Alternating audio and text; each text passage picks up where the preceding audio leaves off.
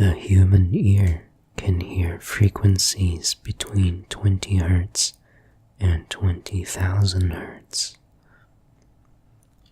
Sound waves are formed by compression of air.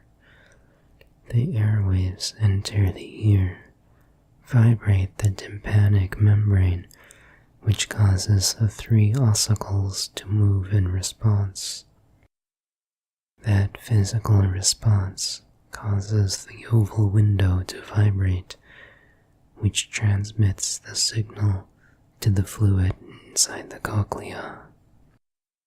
The cochlea itself has several hair cells along the organ of Corti.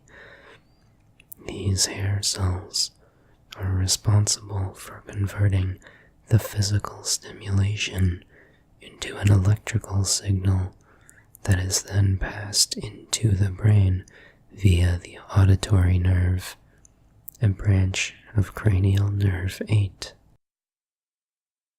The hair cells are tuned to respond to different frequencies. Higher frequency tuned hair cells are at the base of the cochlea, closest to the oval window, while lower frequency tuned hair cells are at the apex. Loud noise can physically destroy the high frequency responding hair cells.